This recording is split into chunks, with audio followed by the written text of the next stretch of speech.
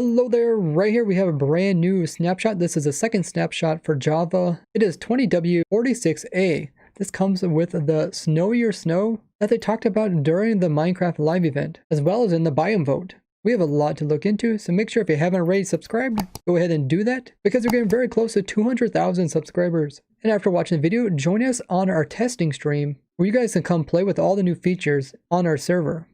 We got a new item in the game, and this is Powder Snow Bucket. And when we right click with this bucket, it produces these blocks, and we look at them, they're called Powder Snow. They look pretty similar to like a snow block or to a bunch of snow layers, but the blues and whites are a little bit more scattered. And you can walk through this powder snow. It makes you move a lot slower, and it also puts off these particles when you move through it. Now you can place this block up in the air and it'll just sit there. The thing with powder snow is that if anything walks on top of it, they will slowly fall through it. It's kind of like cobwebs, but a little bit faster. This will probably be implemented into the mountain ranges in Minecraft as a snowier snow. They also refer to this as like a snow trap. Now you can also scoop this up with a bucket. So it's very similar to like water or lava, and they only come in stacks of 1. Now if you're wearing leather boots, then you won't actually fall down through the powdered snow. So it's kind of like wearing snowshoes, which is pretty cool. Now the new mountains aren't added into the game, but the way you acquire the powdered snow is by leaving a cauldron out so that snowfall will be accumulated inside of it. And it uses the exact same mechanics as filling cauldrons with water as it does with filling cauldrons with powder snow. There's a new cauldron block called Powder Snow Cauldron, and you can see what it looks like when there is some snow inside of it. And just like a water cauldron, there is 3 levels, and once it is on the 3rd level, it does put a signal strength out similar to water, and you can also scoop it up. This will give you the powder snow bucket. Now you can't scoop it up if there's only 1 level. You have to wait until it fills up. Now so far they haven't automated dispensers with buckets on cauldrons, so doing something like this won't automatically pick up the snow. I really hope that comes to the game, because with this new feature and other ones that were added like the lava and water, it really makes sense that this should be in the game. But we can still automate this by having a bunch of cauldrons and a player come by on a minecart and right clicking the cauldrons, and once they're full they're just going to scoop them up and the bucket's going to drop off his inventory and be collected by another system. It should be a lot of fun designing farms for this. And you guys can join us as we play around with these new features as we updated our snapshot testing server, and we'll be streaming this live after this video. So click on my Twitch link down in the description to get all the information on how to join. Now powder snow actually has some pretty cool properties, which is when any mob goes inside of it, the mob will slowly start to freeze. Once they are frozen, then they will start taking damage. This freeze damage is done every few seconds to any entity that is considered frozen. And you can see that in the NBT thing, there's something called ticks frozen. So once it sits in the snow for 300 game ticks or 15 seconds, then it'll start getting this frozen damage applied to it. Now notice how the mob can also not like jump atop the snow layer to escape this. The 15 seconds went by and he started taking damage, and he takes damage every 3 seconds. So you can use this as a damaging system to kill mobs slowly. But there's definitely better damaging systems like entity cramming or wither roses or soul campfires. Now players can also get this freezing damage applied to them. You can start seeing the animation on the screen as like crystals kind of move inwards on your screen, become more prominent. And then you start taking damage. Your health bar also turns these crystal blue color, and it makes a weird damaging sound. It's kind of cracking. Very cool animation, but by wearing a leather armor, you can make it so that you'll freeze a lot more slowly. So if I put on the armor here, it's going to make it take a lot longer before it actually freeze. And they say that if you have a full set of leather armor, you should not freeze at all. Now I did get the hearts, and it does look like I'm still taking damage. Armor's not actually taking any damage, and I'm still taking damage from freezing. So that's something that'll probably change in the future. But when you do leave it, then the little frost from the edges is removed. Every time you do get damage, it does take half a heart. And when you actually do die from this, you get a death message saying you froze to death, which is pretty cool. Now you can't really escape this, but if you do put on your leather boots, you can actually climb up it like a ladder. So if I go in and push forward, it can't really do anything. That's what it looks like inside too. It looks kind of cool. If I put my boots on and push forward, I can climb it. And there is like different levels in there. Like I can climb up to this level and climb up to this level, kind of like scaffolding. Currently, the new powder snow bucket is way down here, but they'll probably eventually put it up here with the rest of the buckets. They also made some more changes from the last snapshot. One of them is to lightning rods. Instead of drawing lightning from up to 64 blocks around the lightning rod, they have doubled that. So now it is 128 similar radius that mobs will spawn around a player. I'm really excited for this because this means that instead of people plastering lightning rods all over their base to try to keep the lightning from burning it down, they can put them just in a couple locations. So it doesn't become overwhelming, kind of like torches are when people are trying to keep mobs from spawning. They also changed the crafting recipe for copper blocks. Instead of taking 9 ingots, it only takes 4.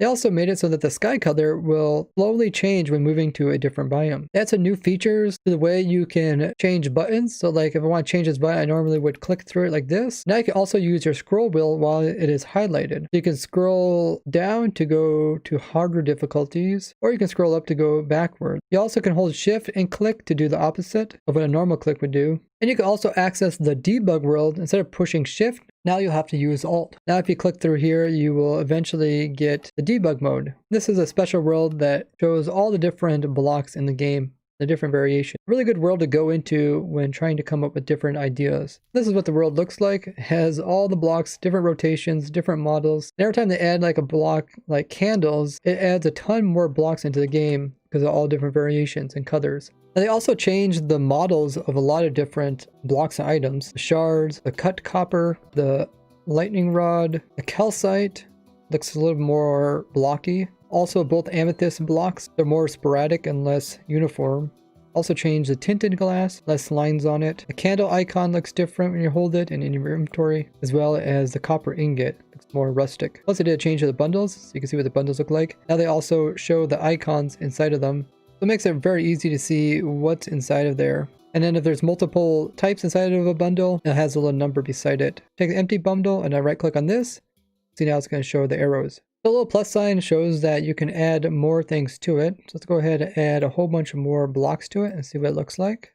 Looks like it's getting pretty close to full. Let's keep adding some more. Almost full, and now it's full. Wow, you can see every single block inside of it. That's pretty cool. That's different than shulkers, which you can only see the first couple items, and that's only their names, not the images. So very useful and handy for seeing what's in there, but not very easy to get the items out. As when you right click it, it's going to try to fill your inventory up and then throw the rest onto the ground. You can't take out a specific item. They did some more technical changes in this snapshot, which is, first one being they removed the actual replace item command. So it's not even a command you could choose, but they added a new command called item. And this uses the same syntax as like the loot table functions. So we can do like item, entity, myself, and then could change stuff like my chest slot to something else. They also updated the data pack version, so it's now up to 7. And loot tables can now access scoreboard values by UUID. And also loot tables that have values inside of random number generators can be nested inside of each other to get further randomness. They also made the default mode of a structure block to be in the loaded state.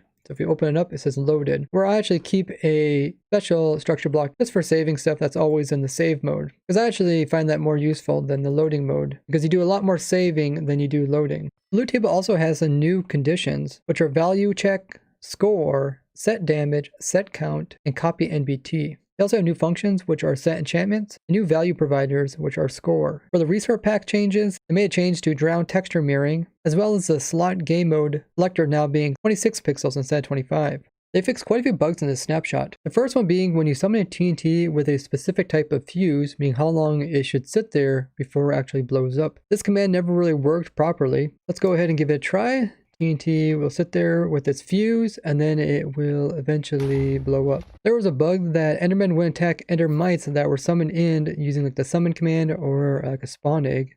In the past, you would have to do this command here to make it be a player spawn one, so the Enderman would try to go after it. But with this bug fix, now we shouldn't have a problem with that. There has been some inconsistent naming. You can see like the gold block, the actual name that Minecraft uses, which is down below, it says Minecraft gold _ block, is different than what the title says, which is block of gold. And even the new amethyst has the same thing, where it says block of amethyst versus amethyst block. In the new snapshot, this has now changed the way it used to be. In the past, when you summon a wither, the health bar used to slowly fill in. You guys might remember that. But ever since 1.9, it no longer does that. And they went ahead and added this back in the new snapshot. They fixed the replace item command so it can now be used to swap out horses' saddles. There's a problem that if you give yourself a filled map with an ID of 0, it would end up creating another map with the same number as a previous one. There was a bug that sometimes items would end up getting deleted when crafting with a full inventory. This problem has been around since 1.13, but it's now fixed. When giving yourself a banner with a base color, it would end up displaying the raw translation of the string. Inside the game mode switcher, the icons inside the little boxes are a little bit off to the right, and they went ahead and centered them. Now, even though you can't plant kelp onto magma blocks, it was possible for them to generate on top of magma blocks that came in those underwater ravines. So this should no longer be possible. Food that was placed on campfires was popping off when being extinguished. This is now fixed in the new snapshot because they do have it so you can also put food on non-lit campfires, just for decoration. We move these sliders all the way to the off position. The spelling of off is different than in other areas where it's all capitalized. Now they made that consistent. Now when you eat pufferfish, you're only supposed to get poison 2, but it's been giving poison 4 for quite a while, ever since 1.16.1. But both poison 4 and poison 2 actually do the same amount of damage. There was a problem that the game was crashing when making a super flat world. There was a problem that shulker boxes were opening up just like they were living shulkers. This is something we noticed during our testing stream, and I showcased it in a couple different videos, and now this is fixed in the newest snapshot. One of you guys actually sent me this picture here showing that different floral was not actually generating in the nether dimension. This bug is now fixed. With the recent changes made to XP orbs where they kind of merge together, there was a problem that if you would die, some of the XP orbs wouldn't be able to be picked up. They fixed a problem to do with spy glasses when used in multiplayer. When you would use it, it looked like you normally like stick it up to your eye looking through it, but when other people would see you, it looked like you had it like turned sideways. They also fixed the bug where you weren't able to collect the 3 smaller sizes of amethyst buds with silk touch. Now you can collect all these sizes in survival. So my amethyst bud farm will actually work for all sizes depending on where you aim. They fixed a bug to do with when you have overstacked items inside of a bundle using a command. It'd create this extremely long bar here. You can see how long this bar is. If I grab this bundle, you can see this bar is very, very long. Looks very strange. You might notice the bug here. For some reason, the ocelot and some of the cats were missing one of their front legs. I have no clue how this happened, but it is now fixed in the current snapshot. When going through menus, you can also use the tab button to move different buttons. They don't actually need a mouse. But when in the LAN world tab, it always starts in the bottom left and then moves its way back up to the top, where everything else moves from top left to bottom right. So it now works properly. There was a bug where some hostile mobs weren't despawning when setting the game mode difficulty to peaceful. Armor stands weren't actually standing on their base. You can see there's a little bit of gap between them.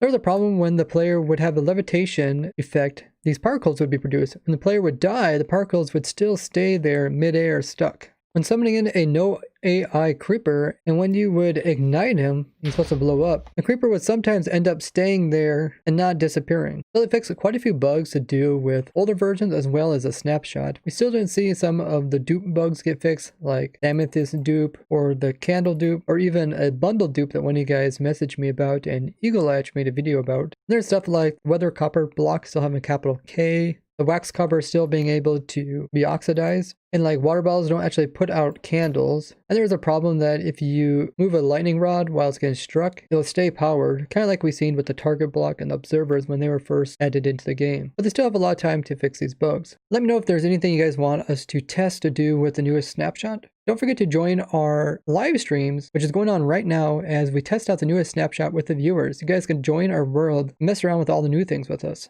And don't forget to drop a follow while you're there. That's everything about this snapshot. Remember, if you made it this far, to leave a like as well as share the video with others. I would like to thank you guys for watching, and I'll see you guys in the next one. Bye-bye.